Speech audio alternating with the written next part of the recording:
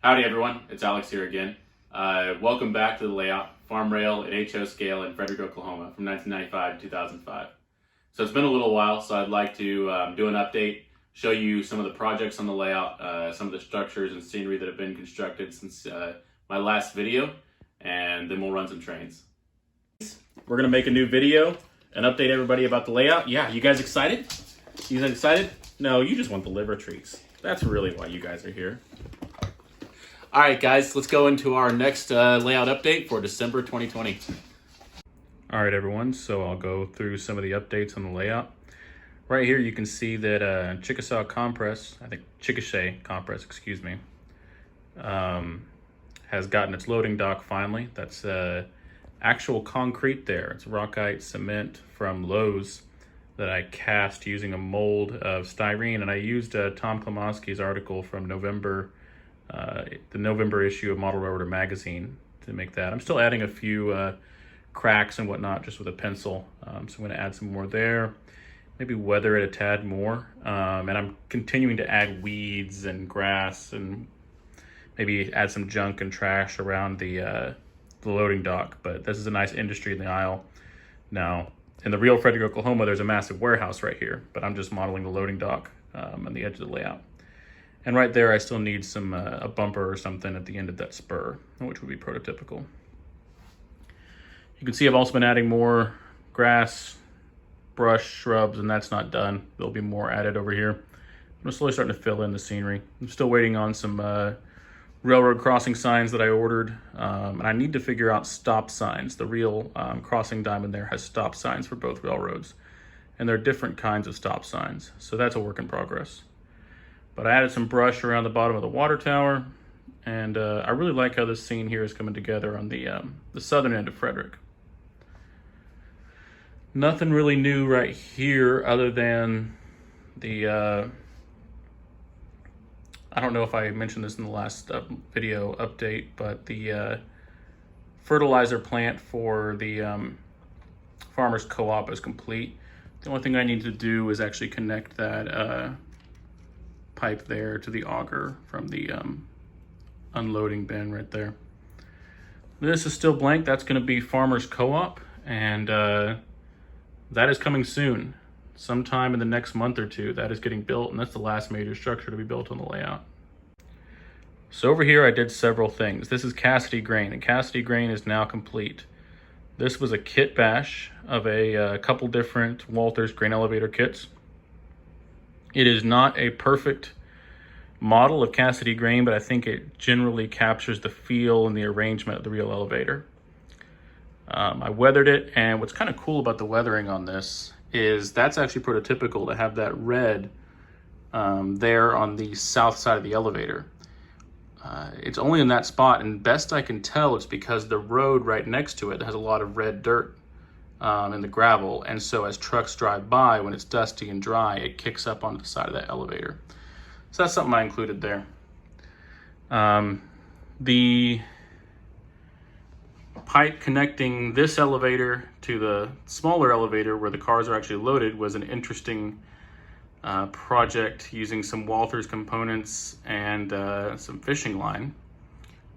It was not enjoyable, and it took me 2 tries to get it. The first one went in the trash, but that was completed. And the rest was just weathered with various weathering powders. This was interesting. There were a lot of windows and doors on this that were not prototypical for me, and so I filled them in with putty and then sanded it down.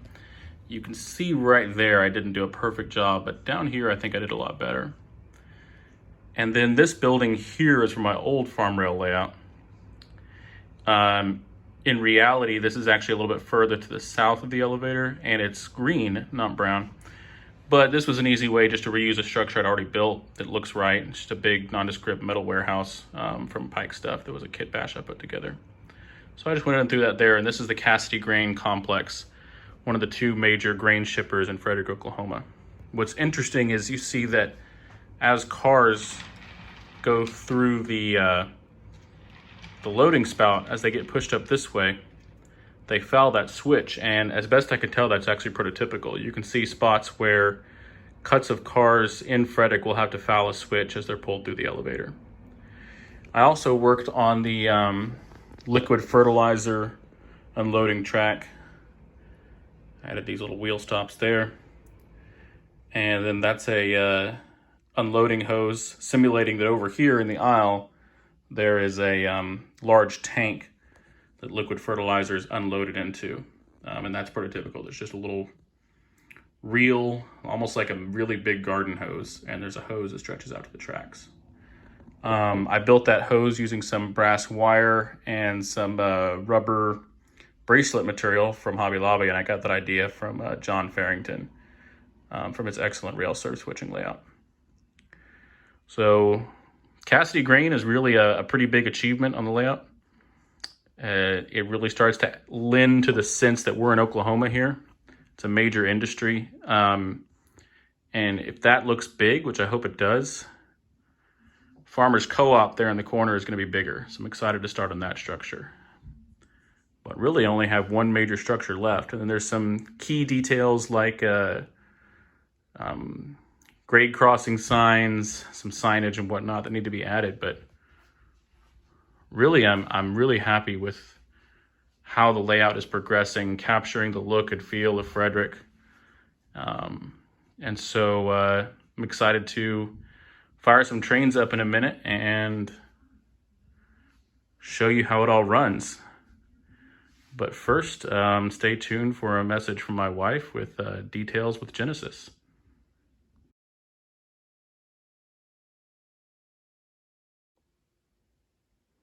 Hi everyone, I am back to showcase another detail on Alex's layout. So a while back he bought this fence that I thought looked really neat. I hadn't seen anything like it before, but he was having a really hard time making a small enough hole for the fence posts. I know he tried a lot of different methods and nothing seemed to be working. So finally I suggested that he use a push pin. So this is one of the thinnest items that we could find that would make a small enough hole to put the fence post in without it being too big. So as you can see, you want the spacing to be just right for the fence. And that was the only thing that did the trick. So there you have it. I think it looks great. So I also have some new equipment here on the railroad. This locomotive and the Spring Mills Depot pressurized differential covered hoppers recently returned from Canada, a trip up north where they got weathered by the incredibly talented professional weathering master, Rob Arsenal of weathermytrains.com. The locomotive is another Intermountain locomotive, and then, like I said, the hoppers are from Spring Mills Depot, and they turned out phenomenal. And that last hopper there, I got a bunch of these. These are the new Trinity pressurized covered hoppers from Atlas. Have not been weathered yet. I got a bunch of them, but I wanted to show you that one right there because it's just an incredibly detailed model.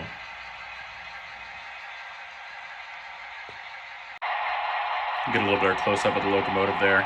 Just his work is awesome. He's done all my Farmrail locomotives thus far. And all of these pressurized differential covered hoppers. I enjoy weathering. It's something that I get a lot out of in the hobby, but sometimes when you have these limited run, expensive models, I didn't quite feel up to the task of weathering them myself. I still do ruin a car from time to time. So with this stuff, it's hard to find. It was limited edition, a little more pricey. I went ahead and invested in some custom weathering, and I'm glad I did. These cars are used to haul drilling fluids and things like that for the oil industry, which we don't have that kind of industry on the layout, but they will be interchanged at the WT&J. And then this is a little bit more of a modern car. I'm modeling 1995 to 2005. This is kind of out of era for me. But I have plans to do other Farmrail projects in the future, and this is going to be a key type of rail car for switching oil field related industries. So I got a bunch of these from Atlas, and I'm just really impressed with the level of detail on these Trinity hoppers.